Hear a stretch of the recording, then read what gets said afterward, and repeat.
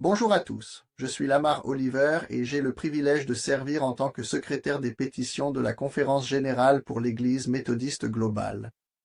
Bienvenue dans le processus de soumission des pétitions utilisé pour notre conférence générale de 2026. Bien que nous ayons fourni des instructions détaillées et un formulaire PDF sur la page d'accueil des pétitions, ainsi qu'un organigramme présentant le processus de soumission des pétitions, nous vous proposons ce guide détaillé. Ceci s'adresse à ceux qui pourraient bénéficier de voir le processus de soumission d'une pétition réalisé du début à la fin. Cette vidéo est spécialement conçue pour ceux qui soumettent une pétition à titre individuel. Si cette soumission se fait au nom d'une conférence annuelle ou d'un organe officiel de l'Église, rendez-vous sur la page des pétitions du site web de la Conférence générale. Vous y trouverez des liens vers des vidéos similaires à celle-ci, qui traitent de ces situations spécifiques. Avant d'accéder au formulaire de soumission de pétition, il y a un point essentiel à garder à l'esprit. Il n'est pas possible pour un utilisateur d'enregistrer sa progression une fois que ce formulaire est commencé. Par conséquent, veuillez vous assurer d'avoir toutes les informations nécessaires pour votre pétition prête avant de commencer ce processus. Une liste de contrôle est fournie parmi les ressources PDF sur la page des pétitions. Nous ne saurions trop vous recommander de compléter cette liste de contrôle. Avant de commencer votre démarche de soumission, avant toute saisie de données, les pétitionnaires trouveront des liens vers 4 documents essentiels dans la section Informations générales et documents. Premièrement, le plan d'organisation et l'Alliance pour notre vie commune. Deuxièmement, l'aperçu du processus de pétition. Troisièmement, le livre des doctrines et de la discipline. Et quatrièmement, les pratiques et procédures judiciaires. Les utilisateurs doivent confirmer qu'ils ont téléchargé et lu le plan d'organisation et d'alliance ainsi que l'aperçu du processus de pétition pour pouvoir poursuivre la soumission de la pétition. À présent, pour éviter toute confusion, veuillez noter 3 rappels importants. Premièrement, les catégories de pétition. Deuxièmement, l'exigence d'adhésion au GMC. Et enfin, la précision que les pétitions doivent être soumises via ce portail. Peu importe si l'on soumet une pétition en tant qu'individu au nom d'un groupe ou d'une conférence annuelle, le pétitionnaire doit fournir son prénom et son nom, une adresse email valide et un numéro de téléphone. Notez que pour gagner du temps, j'ai pré-rempli la partie supérieure de cette page. Les utilisateurs sont invités à sélectionner leur pays dans le menu déroulant, ainsi que leur État, province ou région. Notez que la case de sélection de pays valide est cochée automatiquement. Elle sert de vérification interne des informations ci-dessus. Vous n'avez rien à faire avec cette case. L'adresse postale suit le format standard utilisé pour la collecte de données en ligne. Pour gagner du temps, j'ai également renseigné ces informations ici. Puisque le pétitionnaire soumet en tant qu'individu, veuillez vous assurer que le bouton « Individu » est sélectionné sous le type de soumissionnaire. À des fins statistiques, nous recueillons des données sur les personnes qui soumettent des pétitions. C'est pourquoi nous demandons aux pétitionnaires d'indiquer s'ils sont laïcs ou membres du clergé dans le menu « Type d'adhésion du soumissionnaire ». Les pétitionnaires devront également indiquer à quelle conférence annuelle ils appartiennent. Un menu apparaîtra à partir duquel leur conférence annuelle pourra être sélectionnée. Si le pétitionnaire est un laïc qui ne sait pas à quelle conférence annuelle son Église appartient, son pasteur local pourra lui fournir cette information.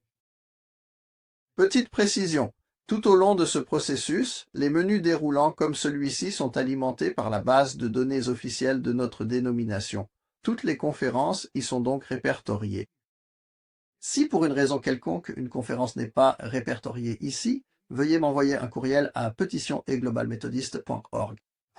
Pour référencer une église locale spécifique, le meilleur conseil que nous puissions vous donner est d'entrer des mots-clés pour faciliter la recherche dans la base de données. Par exemple, ma famille et moi faisons partie de l'église méthodiste Trinity à Ruston, en Louisiane. Pour trouver notre église, je vais commencer par chercher Trinity. Comme on peut l'imaginer, il y a plus que quelques congrégations méthodistes mondiales avec Trinity dans leur nom. Pour être précis, il y en a 424 au 13 novembre 2025. Maintenant, si vous ajoutez le mot Ruston à la recherche, elle apparaît immédiatement. Oh, peu importe dans quel ordre vous mettez les mots-clés. Cela n'a aucune importance. J'aurais pu mettre Ruston avant Trinity. Maintenant, dans le cas où une congrégation locale ne peut pas être trouvée à l'aide de cet outil de recherche, veuillez sélectionner Mon Église n'est pas répertoriée et remplir la case du nom de l'Église non répertoriée. Saisissez le nom de l'Église ainsi que la ville, l'État et le pays où elle se trouve. Nous vérifierons ces informations dans le cadre de notre processus de vérification de la pétition. À mesure que nous en arrivant à la section du co-signataire, veuillez noter les détails très spécifiques à prendre en compte, en particulier ces deux premiers. Nous ne saurions trop insister sur le fait qu'il incombe au pétitionnaire de s'assurer qu'il dispose des adresses e-mail exactes de ses co-signataires et qu'il les saisit correctement. Des adresses e-mail incorrectes rendront la pétition inéligible à l'examen. De plus, les co-signataires doivent être membres de l'Église méthodiste globale. En 2024, plusieurs pétitions ont été jugées invalides en raison de problèmes de co-signataires liés à ces deux premiers points. D'où l'insistance particulière ici. Et oui, tous les co-signataires seront contactés. Une fois que le pétitionnaire a saisi les informations du co-signataire, il doit confirmer qu'il a vérifié les adresses e-mail des co-signataires. Ensuite, en cliquant sur le bouton « Suivant » après avoir terminé cette section, la page de la pétition apparaîtra. Si cette pétition concerne le livre des doctrines et de la discipline ou les pratiques et procédures judiciaires, choisissez une option dans le menu du type de modification de paragraphe.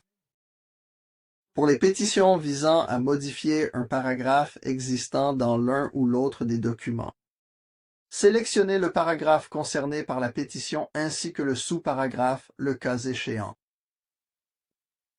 Les pétitions visant à ajouter un nouveau paragraphe à l'un ou l'autre des documents doivent indiquer à quelle section du document la pétition s'adresse. Si la pétition est une résolution à examiner, après avoir sélectionné « Résolution », le pétitionnaire passera directement au titre de la pétition. Un conseil concernant le choix du titre de la pétition. Avant de commencer le processus de soumission de la pétition, veuillez choisir le titre de la pétition. Après avoir choisi le titre, sélectionnez 3 ou 4 amis pour lire la pétition, puis réfléchissez à la pertinence du titre. Un titre percutant et efficace contribue grandement à aider les délégués et l'ensemble de la communauté GMC. L'un des changements pour 2026 est l'augmentation de la capacité de traitement, de 50%. Les pétitionnaires disposent d'un maximum de 750 caractères pour exposer les motifs de leur pétition.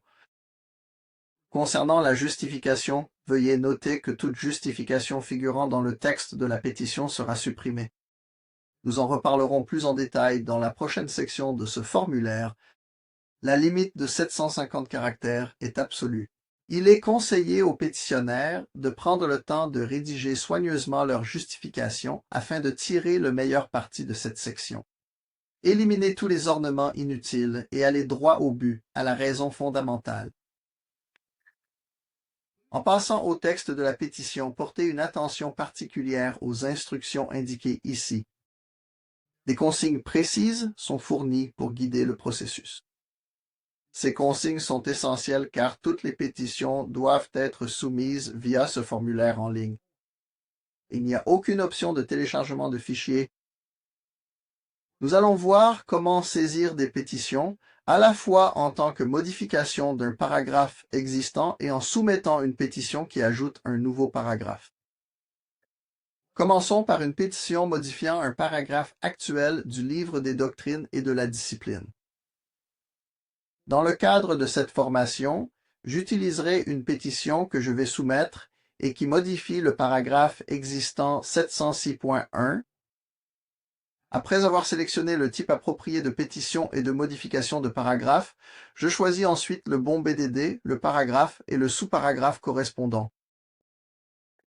En ce qui concerne la justification, plutôt que d'utiliser les considérants, etc., que beaucoup associent aux pétitions et résolutions, j'ai choisi de rédiger ma justification en deux phrases, l'une qui identifie la situation actuelle et une solution précise.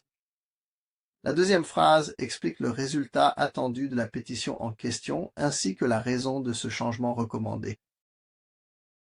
Le nombre de caractères est également affiché. J'en suis à un peu plus de 450 caractères, bien en dessous du maximum de 750. Avoir votre texte prêt à être collé depuis une autre application sera extrêmement utile ici. Une fois la justification terminée, passons au corps de la pétition. Comme je l'ai fait pour la justification de cette pétition, j'ai préparé mes modifications dans une autre application afin de pouvoir copier et coller. Pour ceux qui utilisent la zone de texte, pour rédiger leur pétition, voici un guide plus détaillé. Comme il s'agit d'une pétition de modification de paragraphe, je commence par ouvrir le PDF du livre actuel des doctrines et de la discipline, un lien se trouvant dans la section au-dessus de la zone de saisie du texte de la pétition. Je vais sélectionner, copier et coller le sous-paragraphe que je souhaite modifier dans la zone de texte. Notez que je ne vais pas entrer dans les détails techniques du copier-coller, car chaque système peut être configuré différemment du mien. Dans ce cas, je remarque que le texte ne s'est pas collé par paragraphe, mais par ligne. Je vais corriger cela très facilement ici même. Comme je souhaite supprimer cette partie du paragraphe, je vais surligner la portion que je veux supprimer, puis je vais dans le menu Format et je sélectionne Barrer. Un conseil utile à garder à l'esprit est qu'une fois que vous avez terminé avec la commande barrée, retournez dans le menu Format et désélectionnez la commande barrée. Ainsi, cela n'affectera pas le texte que vous ajouterez par la suite. Avant de commencer le processus de soumission de la pétition, j'avais déjà préparé le texte de ma pétition dans une autre application, afin de pouvoir simplement copier et coller ce texte dans la zone de saisie ici. Le pétitionnaire doit souligner tout nouveau texte proposé, donc je dois aller souligner le texte que je viens d'ajouter. Comme pour le barrer, cela se fait via le menu Format. Supposons également qu'une pétition vise à supprimer un paragraphe entier du livre des doctrines et de la discipline. Dans ce cas, vous pouvez simplement copier et coller le paragraphe dans la zone de texte, puis barrer l'ensemble à l'aide du menu Format. Maintenant, avant de passer à la page suivante, regardons aussi cette page, à travers le prisme de la soumission d'une pétition pour ajouter un nouveau paragraphe au livre de la discipline. Une clarification. Si quelqu'un souhaite ajouter un nouveau sous-paragraphe à un paragraphe existant, il devra choisir le type de modification « Modifier un paragraphe existant » et non le type de modification « Ajouter un nouveau paragraphe ». Maintenant, pour les besoins de cet exemple, disons que je veux ajouter un nouveau paragraphe entre les paragraphes 706 et 707 actuels. Après avoir sélectionné « Ajouter nouveau » dans le menu du type de modification de paragraphe, une liste des sections du livre des doctrines et de la discipline m'est présentée. Puisque le paragraphe que je souhaite ajouter se situe dans les 700, je choisirai la section 7 Conférences. Et comme je n'ai rien à ajouter au livre des doctrines et de la discipline, je vais m'amuser un peu ici. En me rappelant le conseil que j'ai donné plus tôt concernant le titre d'une pétition, je vais opter ici pour quelque chose de très direct. Ajouter un paragraphe juste pour ajouter un paragraphe. Avertissement, n'ayez pas de mauvaises idées, les amis. Ceci est uniquement à des fins d'illustration. De plus, en suivant le conseil précédent, j'ai exposé ma justification en deux phrases. L'une expose la situation actuelle. La seconde présente la solution que cette pétition propose et la raison qui la motive. Je vais simplement coller le corps de la pétition dans la zone de saisie du texte. Et ensuite, je suis prêt à poursuivre le processus. Enfin, examinons la soumission d'une pétition qui ne concerne rien dans le livre des doctrines et de la discipline, ni dans la pratique et les procédures judiciaires. Une résolution. Les résolutions sont des points non disciplinaires examinés par la conférence générale. Les détails concernant les résolutions se trouvent au paragraphe 208.13 et 703.1 dans le livre des doctrines et de la discipline.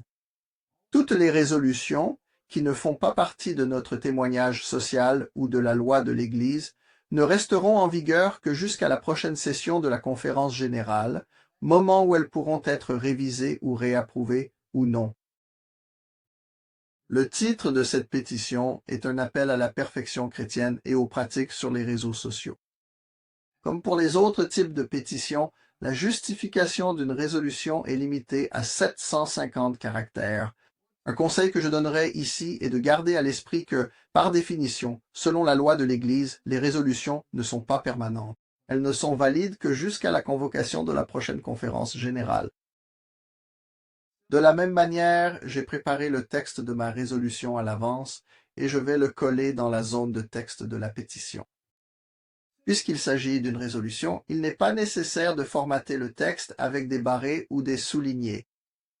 Rappelez-vous, les résolutions ne sont valables que jusqu'à la prochaine convocation de la conférence générale. Il n'existe donc actuellement aucune résolution à modifier par ajout ou suppression.